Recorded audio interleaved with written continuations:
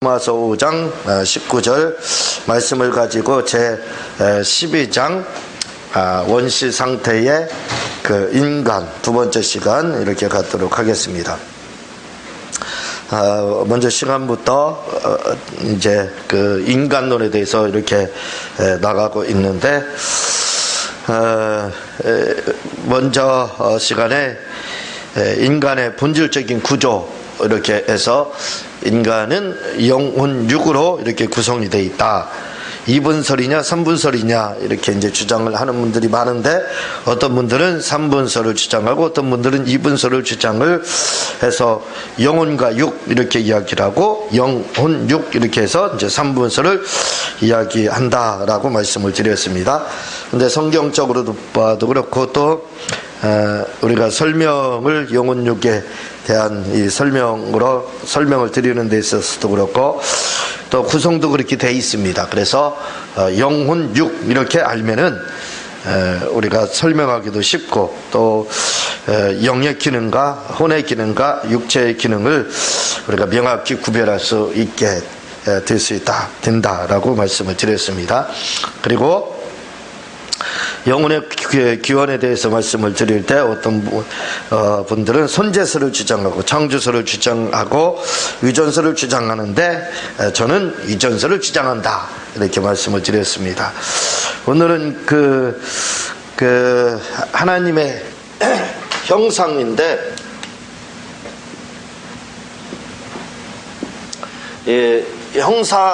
형상이라고 이야기를 할 때 보통 창세기 1장에 나와 있죠. 형상과 모양대로 모양, 이렇게 이제 형상 모양 이렇게 이야기를 하는데, 사람이죠. 사람은 형상 모양 이렇게 이야기를 하는데, 보통 형상과 모양을 우리는 다 같이 그냥 씁니다. 보편적으로 다 형상 또는 하나님의 형상 또는 모양 이렇게 해서 형상과 모양을 구별하지 않고, 요 형상과 모양을 영혼 이렇게 이제 이야기를 한다 이거죠. 영혼 이렇게 이야기를 합니다. 그래서 하나님의 형상으로서의 인간 이야기할 때 형상과 모양, 결국은 그 영혼을 의미하는 말로 이렇게 사용을 하고 있습니다. 그래서 하나님의 모양, 하나님의 형상, 또는 사람을 하나님의 형상대로 또는 하나님 모양대로 이렇게 만드셨다 이렇게 이야기를 하는데, 근데 히브리어 원어에서는 이 부분이 완전히 구별이 된다고 그랬죠. 히브리어 원어에서는 형상은 말 그대로 첼렘이라고 해서 이건 그 영혼을 의미하는 단어로 이렇게 쓰이고 있습니다. 그리고 모양이라고 하는 것은 데모트라고 해서 육체를 의미하는 말로 다 완전히 구별해서 이렇게 쓰이고 있다고 그랬어요.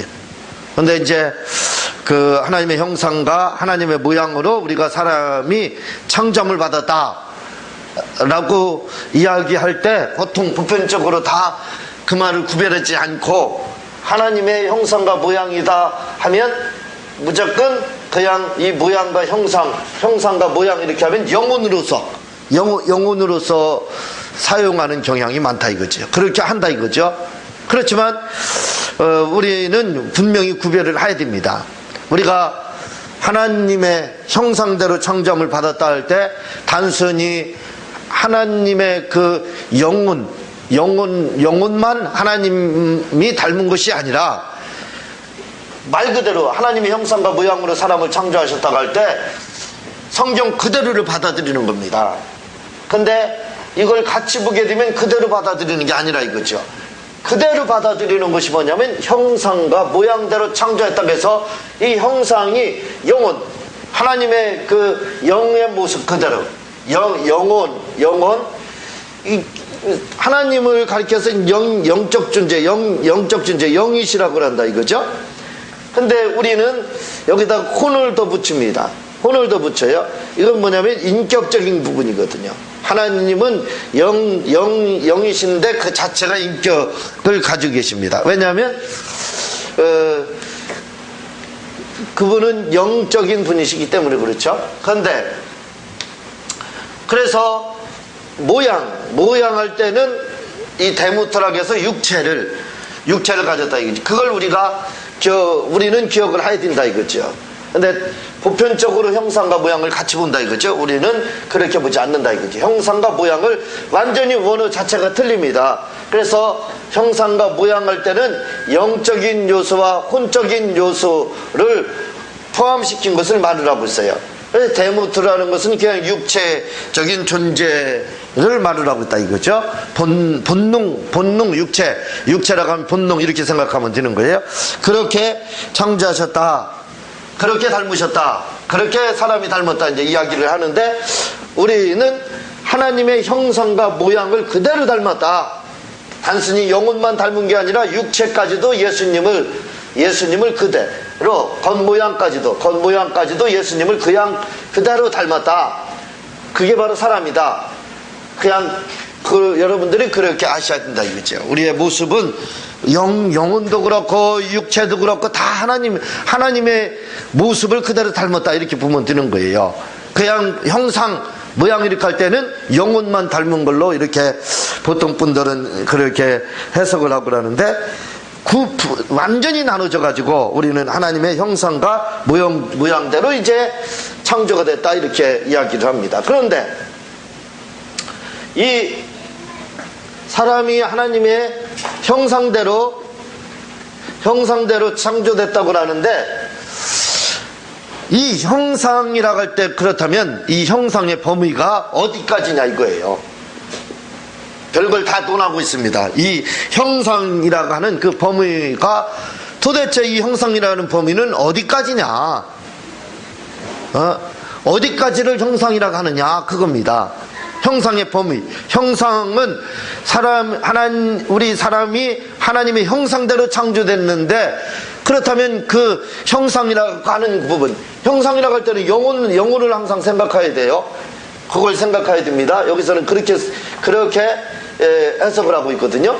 그래서 영혼의 범위가 어디냐 그 말입니다. 결국은 형상의 범위가 어디까지가 기느냐, 어디까지냐 하는 말은 영혼의 범위가 어디까지냐 이거죠. 그러니까 영혼의 범위가 우리가 생각하는 것처럼 그냥 영혼 이렇게 하면은 이해가 됩니다. 그냥 와닿아요. 그러나 그것만으로 부족하다 이거죠.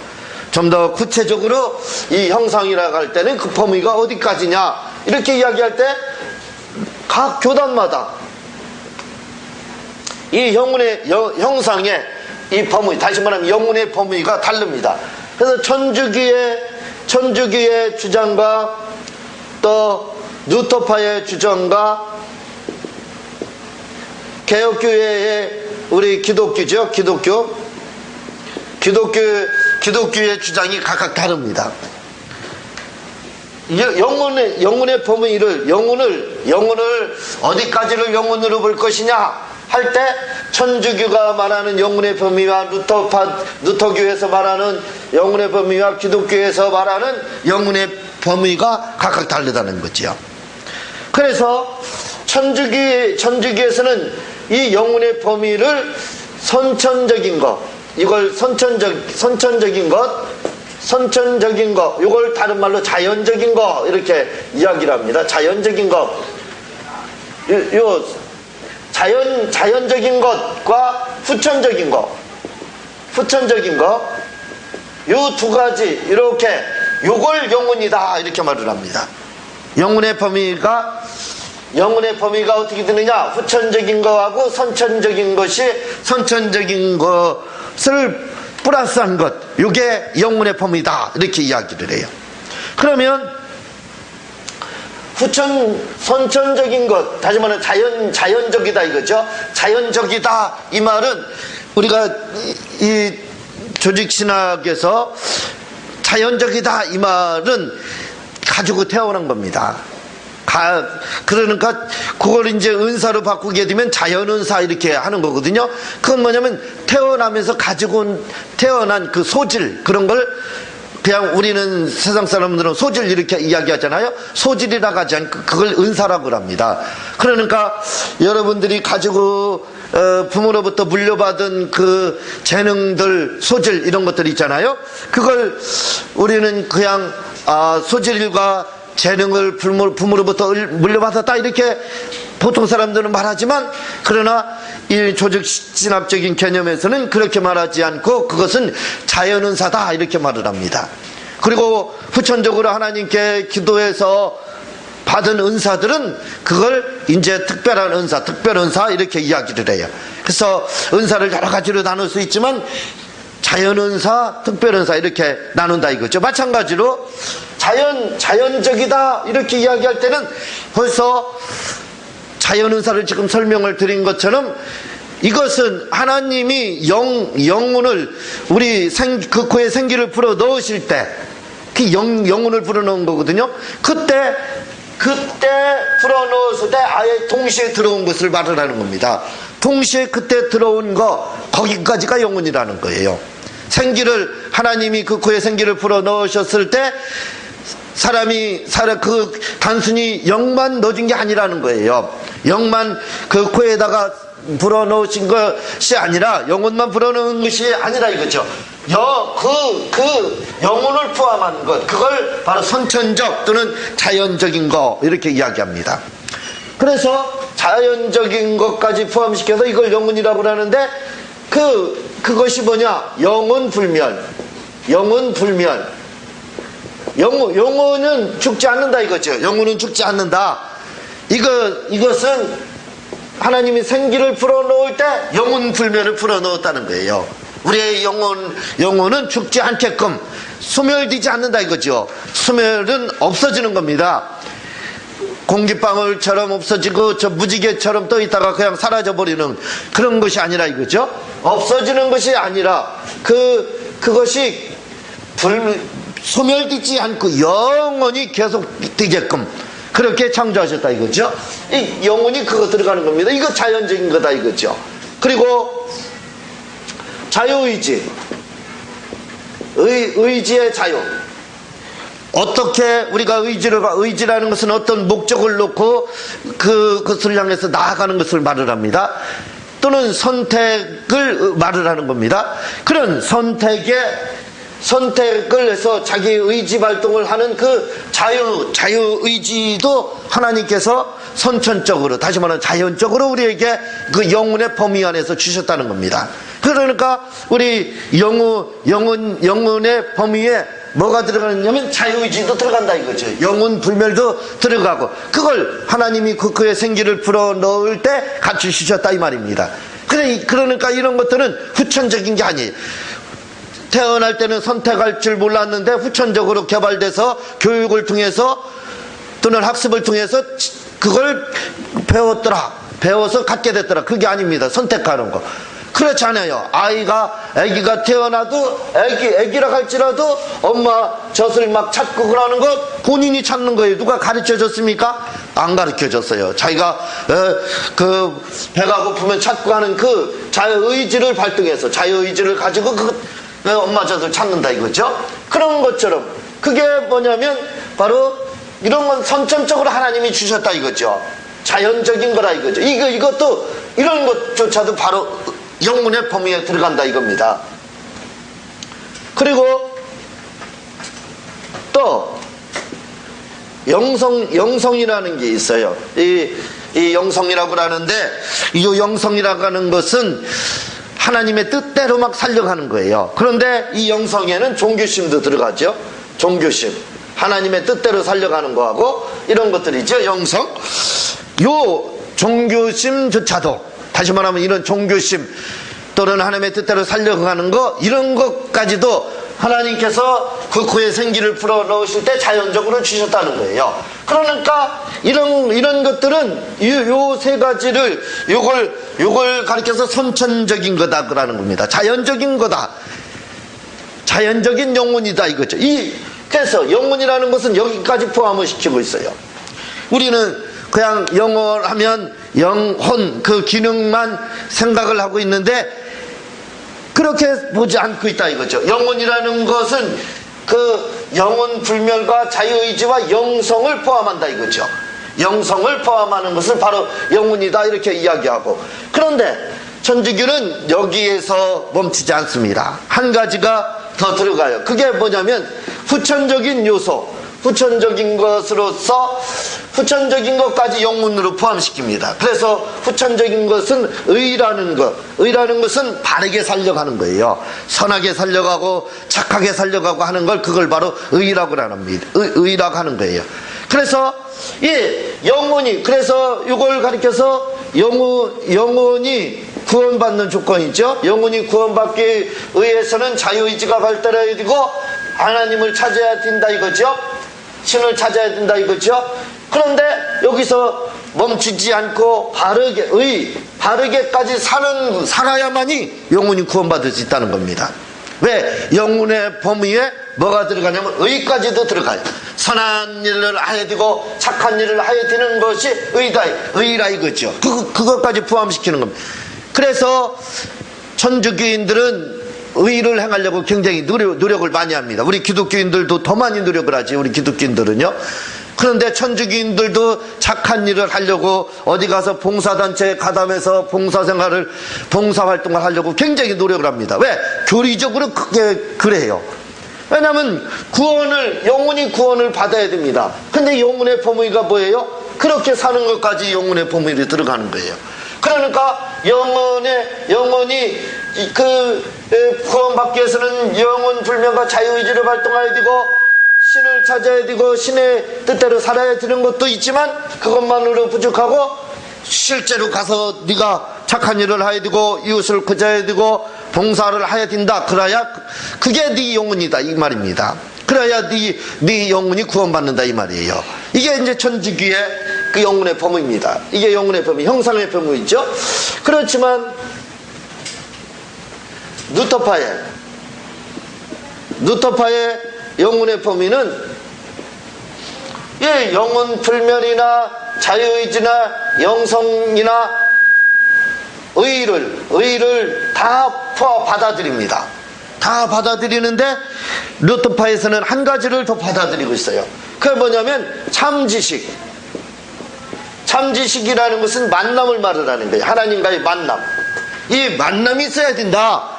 영혼이 구원받는데 영혼의 구원이 요것만으로 다 끝나는 것이 아니라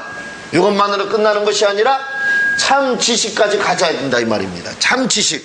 그건 뭐냐면 하나님과의 성경과의 그 만남이 없이는 구원을 받을 수 없다는 거예요.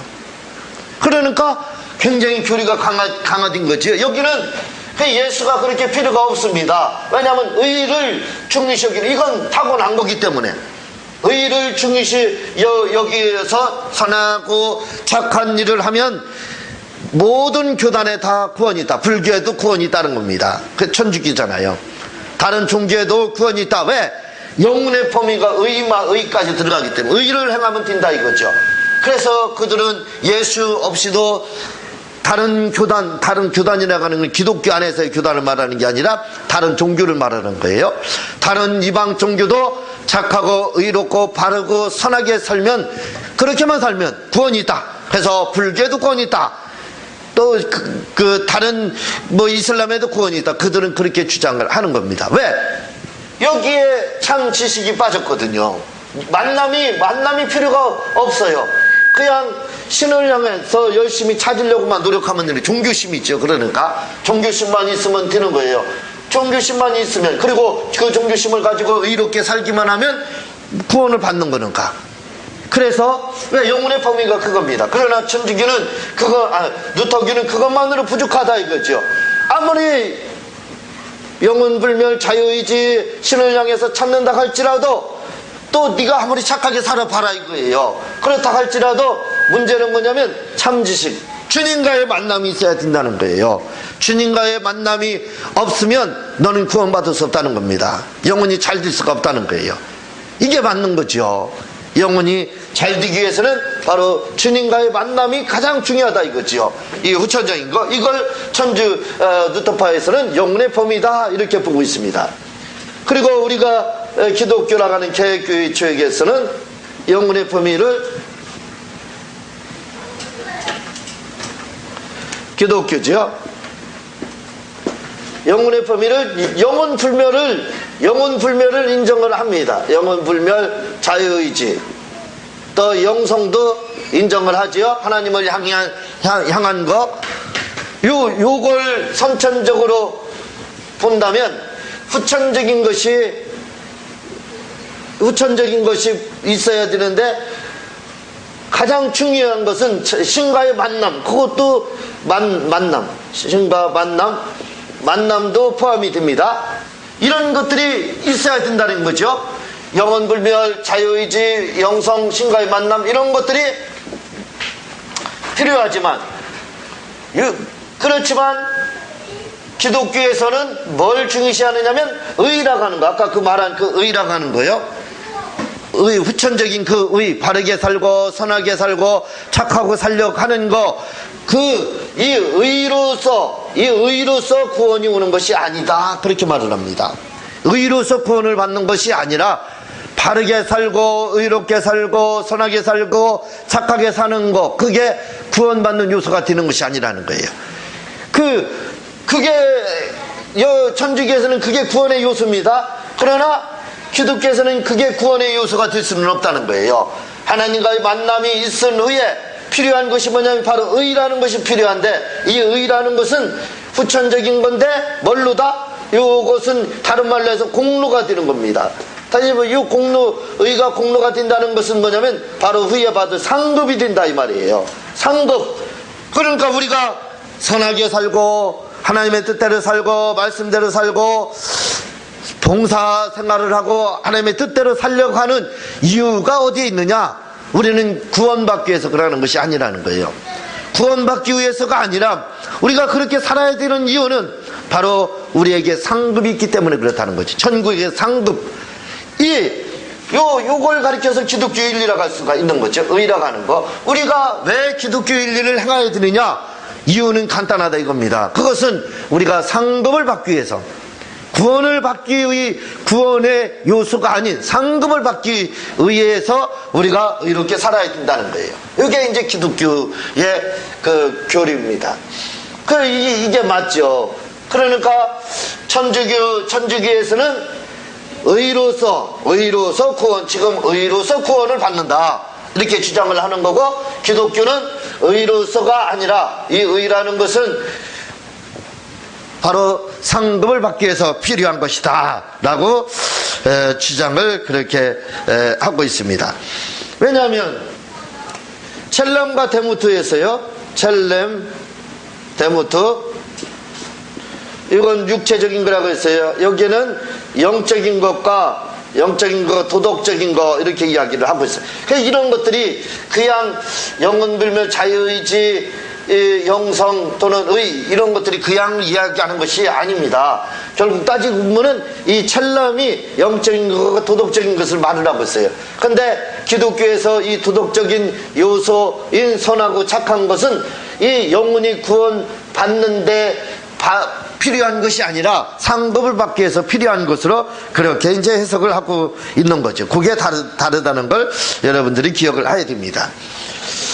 후에 이제 언약에 대해서, 개혁에 대해서, 언약에 대해서 더 나오게 되지만, 여기서 나오는 언약은 행위 언약입니다. 행위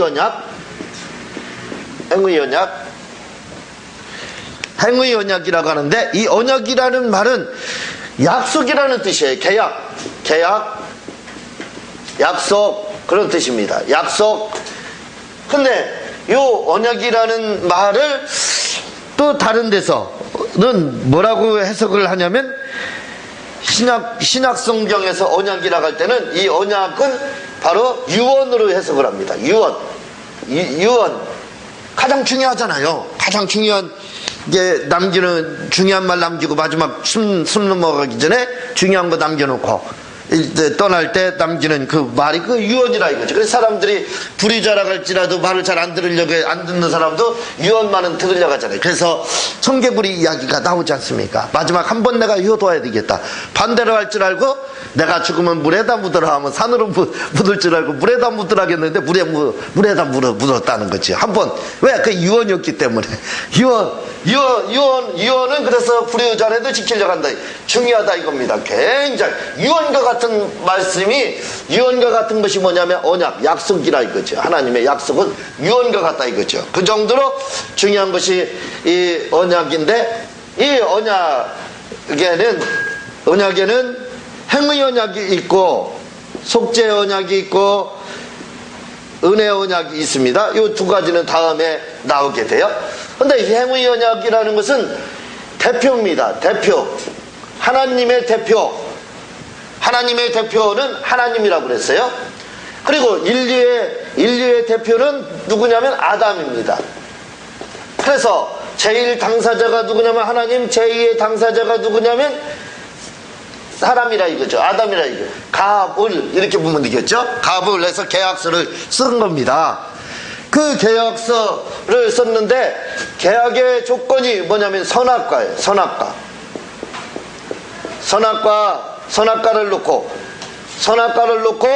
하나님과 아담이 대표자로서 계약을 했습니다. 무슨 계약을 했냐면 이 선악과를 먹으면 지옥, 먹지 않으면 영생. 요 계약서를 주고받았다 이 말이죠. 그게 그래서 행위로서 먹느냐 안 먹느냐 그 행위잖아요. 뭐 먹느냐 행동으로 먹었느냐 먹지 않았느냐 그 행위에 의해서 계약이 성립이 되기 때문에 행위 언약이라고 하는 거예요. 말이 어렵지만 굉장히 쉬운 거예요. 그렇죠. 간단하게 여러 가지 어렵게 이야기할 수 있지만 행위 언약이라는 건 뭐냐, 하나님의 대표는 바로 하나님이라 이거죠. 하나님과 인류의 대표, 아담이라는 자체가 인류라는 뜻이죠. 사람이라는 뜻. 그러니까 아담은 인류의 대표자라 이거죠. 그래서 그 대표끼리 계약을 했다 이거죠. 그 계약을 해야 돼. 무엇을 넣고? 선악과를 넣고 먹으면 내가 영생을 줄 거고 먹지 않으면 너는 먹으면 지옥에 갈 거고 네가 먹지 않고 이 선악과를 먹지 않는 날에는 내가 영생을 주리라 하는 그 계약이 성립이 된 겁니다. 그래서 이 계약을 하고 나서 이 계약을 누가 아담이 오겠잖아요. 그래서 계약대로 인류는 믿지 않는 자들은 지옥에 이제 갈 수밖에 없게 됐다. 이렇게 이야기합니다. 지금은 행위 언약은 별 의미가 없습니다. 별 의미가 없어요. 그런데 또 다른 행위 언약이 있다 이거죠. 왜냐하면 무슨 행위 언약이냐? 행위 언약이라고 할 수는 없지만 행위 언약이에요. 왜냐하면 예수를 믿느냐 안 믿느냐, 예수님에게 순종하느냐 안 하느냐에 따라서 또 구원이 좌우되기 때문에 그렇습니다. 그래서 오늘 말씀은 19절에 보면 한 사람의 순종치 아니함으로 많은 사람이 죄인인 것 같이 한 사람의 순종함으로 많은 사람이 의인이 되리. 대표 선수다 이거죠. 한 사람의 순종하지 않으면 아담의 말을 하고 한 사람의 순종함으로 예수님 말하죠. 대표예요. 그래서 요게 예수님과의 언약이 이제 속죄 언약이 되는 거고, 사람과의 언약, 인류 대표자와 하나님 대표에서 그 언약은 바로 사형의 언약이 되는 거다. 이렇게 여러분들이 알면 됩니다. 어렵죠? 다음 시간에 다음 장으로 넘어가도록 그렇게 하겠습니다.